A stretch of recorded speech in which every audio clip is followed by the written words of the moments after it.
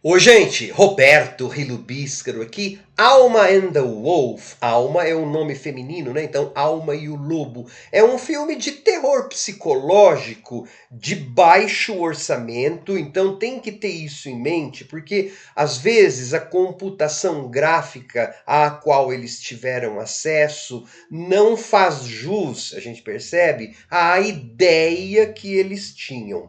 Por outro lado, também a gente tem que considerar que, mesmo os efeitos práticos, que podem ser às vezes meio risíveis, meio engraçados, assim, a gente tem que levar em consideração que muitos desses efeitos aparecem em sequências de pesadelo. O filme tem um tom de pesadelo, ele tem um tom meio David Lynch. E ele tem. É uma das personagens, na verdade, a cabeça tá desintegrando. Eu vou ser o mais vago possível nessa resenha, que é para não dar nenhum spoiler. Então, a gente vai ter que entender o baixo orçamento, mas também colocar que alguns dos efeitos que tem, do gore, dos vômitos e tal, é parte de uma coisa meio surrealista, é parte de uma coisa meio de mente se deteriorando, né?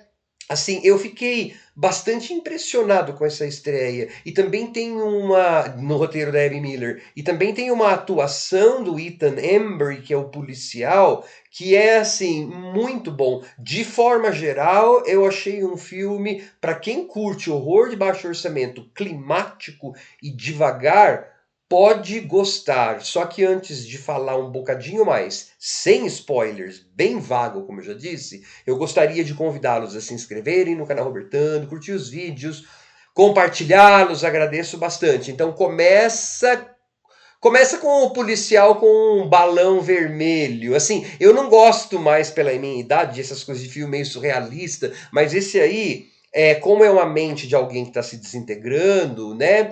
Você vai perceber que se você colocar essas coisas em ordem, esses cacos em ordem, vai ter uma história. É claro que vai ter repetição, mas aí é porque essa cabeça está em decomposição, né, essa mente. E esse policial, ele encontra na beira da estrada uma moça ferida, a alma. A alma foi atacada por um lobo e por uma outra coisa. Você vai ver, os lobos não estão sozinhos aí. E esse lobo dá a imaginar que é um tipo de filme, mas pode não ser o tipo de filme que você está pensando que seja, viu? Mas bem então. Aí, o cachorrinho da alma morreu. E então ele leva para a delegacia para entrevistá-la, né, para interrogá-la, e a gente vai começando a partir desse diálogo dos dois, que o policial ele conhecia a alma desde da escola, do segundo grau, ele era meio que uma promessa do beisebol, alguma coisa assim, mas parece que tá tendo problemas, né? Tem problema com o filho, com álcool, não sei o quê. E aí a gente também conhece o filho dele, mas esse cara, esse policial, Ren, R-E-N, ele vai começar a se envolver com a alma e o filho dele ele quer que o filho dele seja o jogador que ele não conseguiu ser. Só que outros cachorrinhos morrem e outras pessoas desaparecem. Então a gente vai ter uma história em que você vai ficar, quem será que é esse lobisomem ou esse lobo? Tá vendo que eu já falei lobisomem só porque tem lobo no filme, né?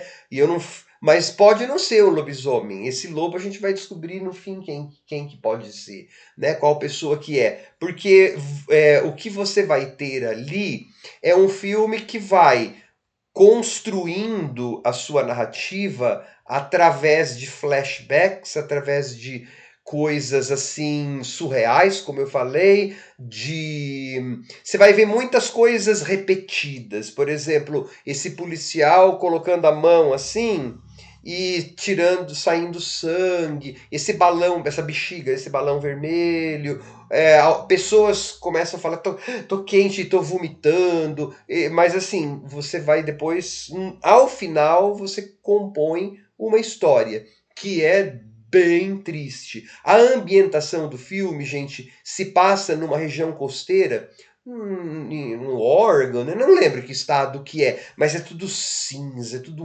ocre, é tudo meio triste, né?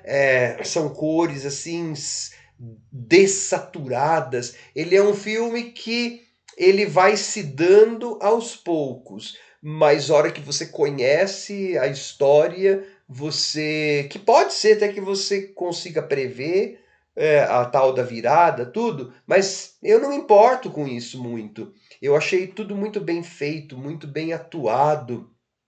E não ficou me irritando, assim, cena de surrealista, cena de delírio, ou só para fazer filme bonitinho, só para ter visual. Não, por isso que eu falei, presta atenção nas repetições, né? Olha, eu fiquei bastante satisfeito com Alma and the Wolf. Sempre falo, né?